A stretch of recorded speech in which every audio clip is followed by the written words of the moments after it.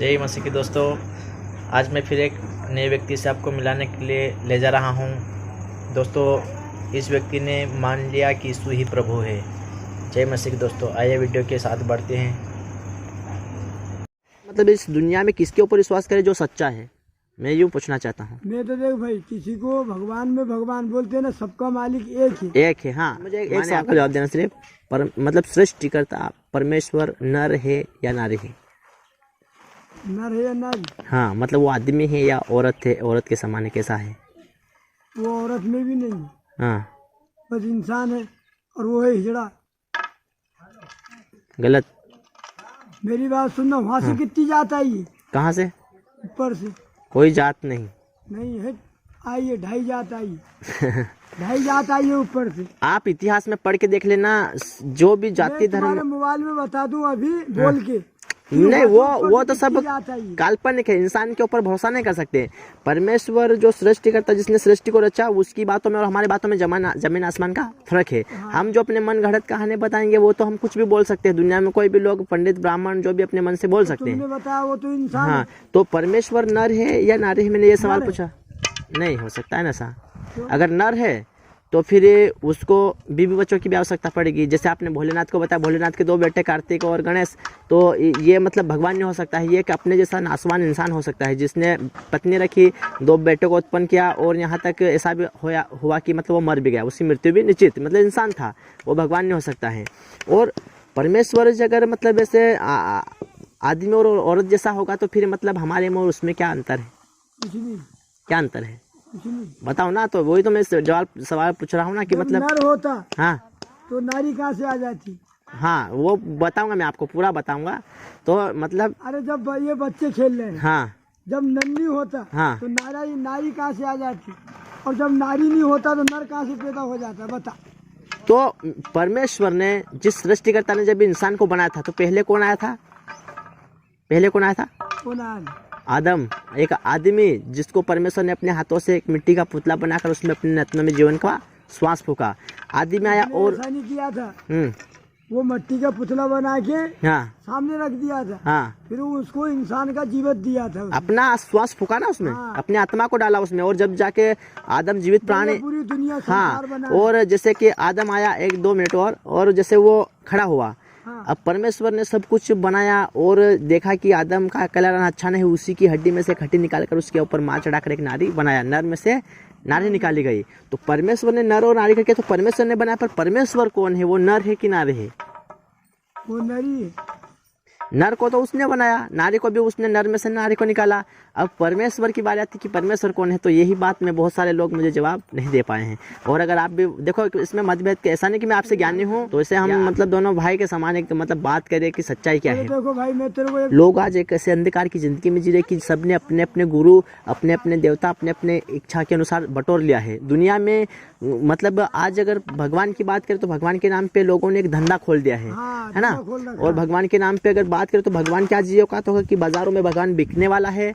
भगवान की औकात होगा कि लोग सामने भगवान को करते हैं और पीछे उनका काम चल रहा है। तो ऐसा संसार होगा जो भगवान की मूर्ति बेच के खा रहे हैं। ये है ना, तो भगवान की क्या ये औकात है कि जो हम उसकी मूर्ति को बेचकर उसकी प्रतिमा बना सकते हैं?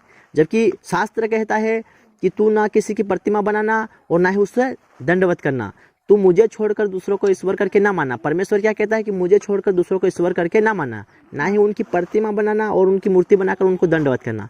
तो आज इंसान क्या करता है? प्रतिमा बनाता है, दंडवत भी करता है और उसको पूजता भी है और बेचता भी है।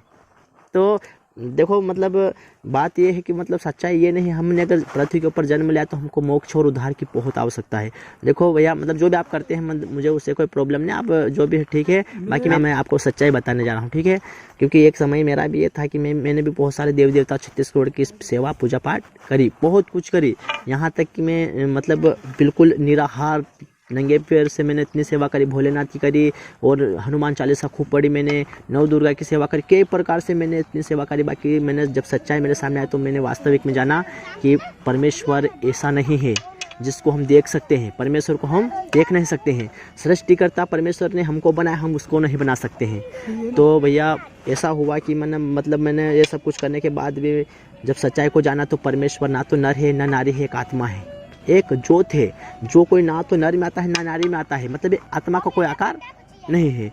तो यह बात मैं आपको बता रहा हूँ। और दूसरी बात यह है कि परमेश्वर ने हमारे पापों को मिटाने के लिए, हम पापी हैं, सब हाँ, सब पापी है ना, कोई ऐसा इंसान इस संसार में नहीं होगा जिसने नज़र से या कर्म से या फिर मन से कोई पाप ना किया हो।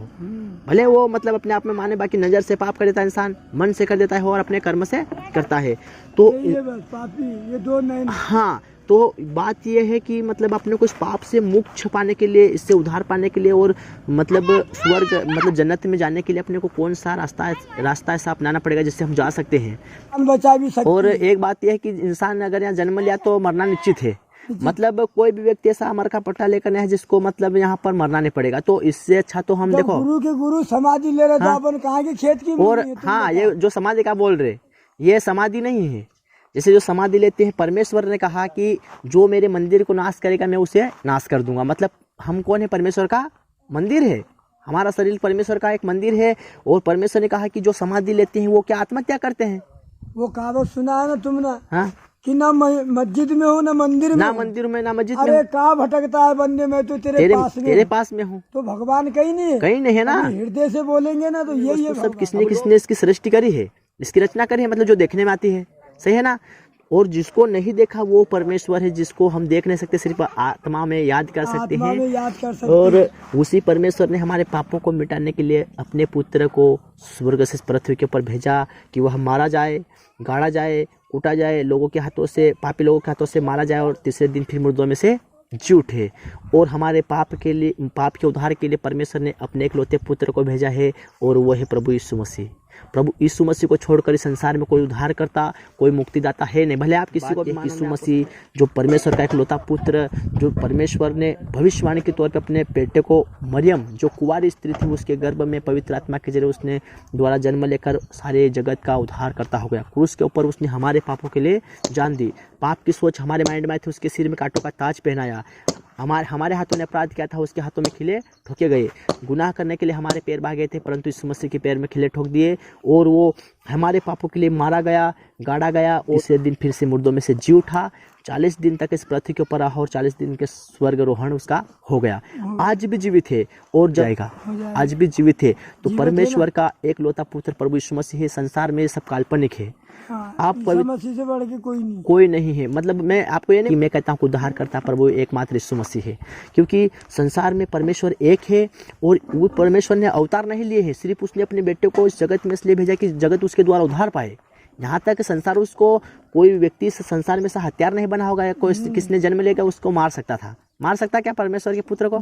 बाकी उसने अपनी इच्छा से प्राण दिया और अपनी इच्छा से फिर से ले लिए। आज भी पिता परमेश्वर की दाहिनी ओर बैठा है, और वो ही प्रभु आज हमको नरक की आग से बचाना चाहता है। एक समय आएगा भैया कि हमको परमेश्वर के न्याय सिंहासन के सामने पेश होना है। जैसे कोर्ट में हमारा कोई केस हो जाता है, हम पेश होते हैं, हमको उसका खुलासा करना पड़ता है, वैसे ही एक दिन सिंहासन लगेगा परमेश्वर का। और हर एक मानव जाति जो सृष्टि की उत्पत्ति से अभी तक जो मरे हैं या जो भी मरने वाले हैं, सबका न्याय सिंहासन के सामने जवाब देना पड़ेगा। तो हमको वकील के सामने देते हैं, हाँ, ये बात। बाकी बाइबल अभी ऐसा बताती है कि जो कोई विश्वास करे और उसके नाम पर ईमान लाए, उसको चाहे कैसे भी पाप होंगे वो परमेश्वर प्रभु यीशु मसीह क्षमा करेगा, क्योंकि उसने जो लहू बहाया वो हमारे पाप के लिए ही बहाया है। अब उसमें आपने बाइबल अगर पढ़ी नहीं होगी तो यूहन्ना की पुस्तक है, उसमें 3:16 में लिखा है कि परमेश्वर ने इस सारे जगत से ऐसा प्रेम रखा कि उसने अपना एकलौता पुत्र दे दिया, ताकि जो कोई उस पर विश्वास करे, ईमान लाए, वह नाश ना हो परंतु अनंत जीवन पाए। तो बहुत सारे लोग ऐसे हैं, देखो मरने के बाद सबका एक जगह ठिकाना नहीं है ना, 2 स्थान है, नरक या फिर स्वर्ग।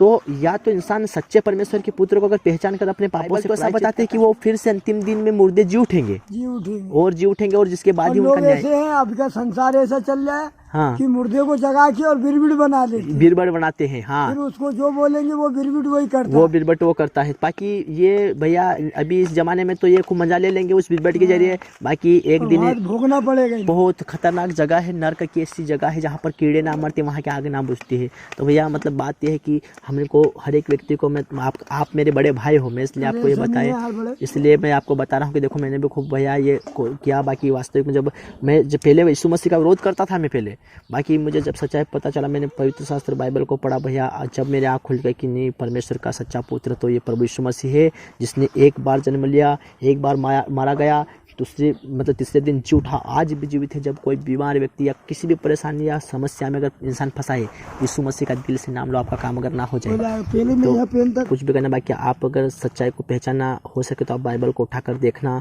आप अपने जीवन को नरक के आग से बचाना बहुत जरूरी है, सच्चाई को पहचानना बहुत जरूरी है। देखो संसार में बहुत सारी सब कथा कहानी के दुनिया में चलती है, सिर्फ लोग सब अपने अपने गुरु, बाकी एक ही गुरु अपना जो यीशु स्वर्ग से आया था, जिसने नरक और स्वर्ग का भेद खोला और उसने कहा कि मैं ही मार्ग हूँ, मैं ही सत्य हूँ और मैं ही जीवन हूँ, मुझे छोड़कर तुम कुछ नहीं कर सकते।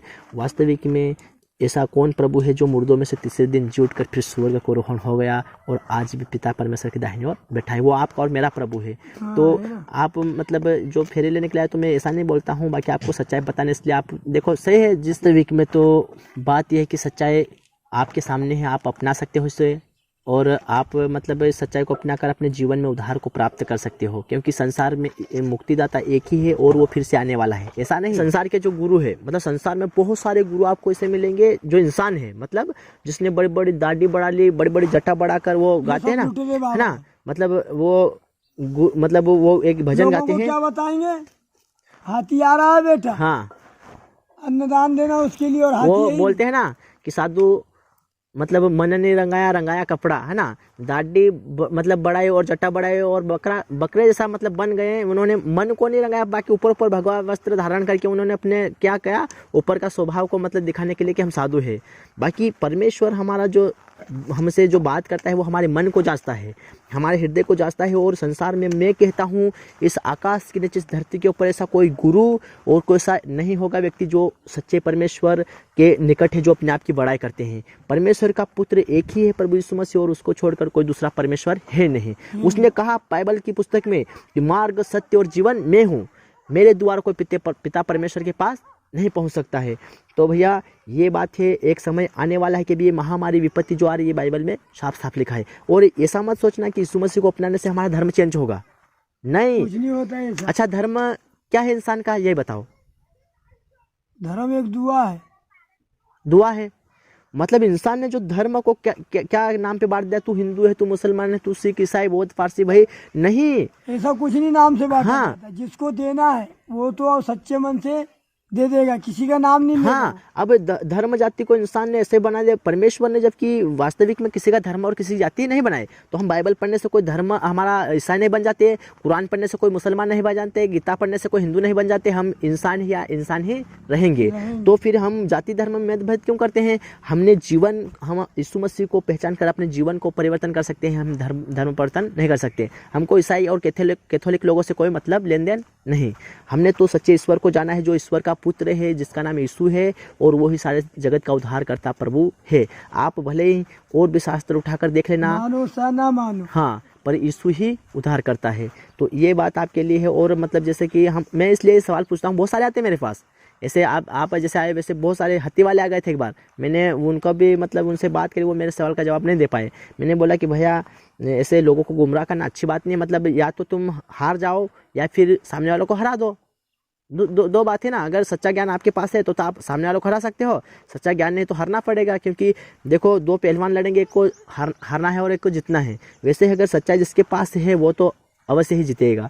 तो इसमें हम मतलब अपनी गलतियों को कबूल करने में कोई छोटे नहीं बन जाते हैं, है ना, सच्चाई को जानने के लिए। वो ज्ञान देने से, हाँ, ज्ञान देने से वो प्रभु देखता है, फिर और विज्ञान देने से वो आत्मा को कभी शांति नहीं मिलती। वही बात है। तो आपने को किसी के ऊपर ज्ञान सुनोगे, अभी देखो कोई होता तो क्या बोलता, मेरे को गांव मांगना है, पर मैं ऐसा इंसान हूँ भाई कि जो इंसान मेरे को ज्ञान बताएगा वो ज्ञान ले लेता हूँ और फिर पाने लेगा। बैठे यार भाई के साथ। एक बात सिर्फ मैं करना चाहता हूँ आपसे, एक बात भैया, एक बात ध्यान से सुनना।